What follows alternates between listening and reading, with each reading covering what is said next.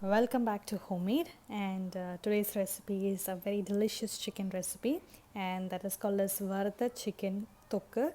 So in this recipe we'll be frying the chicken first, and then we'll make a thokku and we'll add it to it. So first I've taken 500 grams of chicken. I've cut into pieces, and we'll be pre-marinating the chicken, that is with turmeric powder, salt, then with bit of lemon juice, and along with that we'll be adding some crushed ginger garlic, and we'll be adding some red chili powder to it. Here I've added around 1.5 teaspoon of red chili powder and some curry leaves. So we'll just marinate this well, and we'll fry the chicken pieces in coconut oil. This recipe is best when it is cooked in coconut oil. So I have added around less than a quarter cup of coconut oil to the pan, and now I have added the marinated chicken. The chicken has been marinated for around 30 minutes. So this is just a shallow fry that we are going to do, and it's not a deep fry. And the coconut oil enhances the overall flavor for the chicken. So we'll cook the chicken completely, and then we'll just remove them out of the pan. So the chicken is getting cooked. The main three elements of this recipe is cooking in coconut oil, and we'll be using a lot of shallots, that is small onions, for this recipe.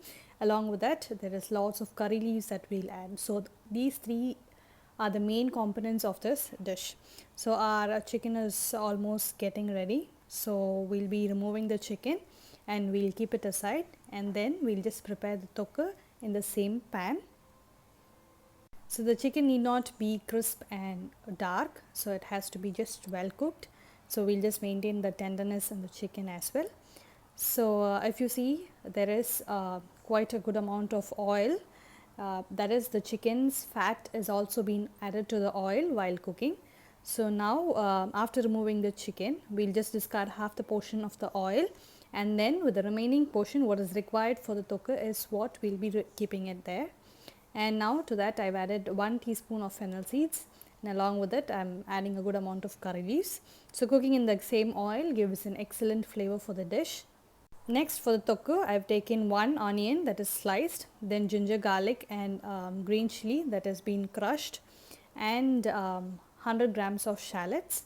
So adding more shallots to the dish gives an awesome flavor. So now I am just adding everything. Apart from the tomatoes, I've added everything to the kadai. We'll just saute this well. So that is the pounded ginger, garlic, and green chili, the small onions, and the big onion which is sliced. I've added to it. So we'll just slightly roast it. Once they turn slight golden brown, we'll just add the tomatoes, and we'll just cook until it turns mushy. So that will take around 1 to 2 minutes. And now we'll be adding some turmeric powder, that is quarter teaspoon of turmeric powder, and then 1.5 teaspoon of red chili powder. I have used Kashmiri chili powder.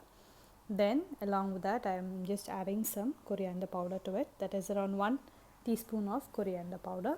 So we'll just mix this well. You need not exactly roast the masalas, as we'll be retaining the reddish color for the gravy. So we'll just add in half a cup of boiled water to it, and we'll just allow this to cook. So you will get the red color for the gravy, and when you roast the masala is where the gravy turns to be brown, but we don't want that kind of stage for this recipe. So we just cook the masalas in the hot water, and I've added some salt to it. Now once the masalas are cooked, that is the thokku has been cooked, we'll just add the chicken pieces to it, and we'll coat it extremely well. So once the chicken pieces have been coated well, we'll just add 1 teaspoon of garam masala to it, and along with it I'm just adding 1.5 teaspoon of black pepper powder.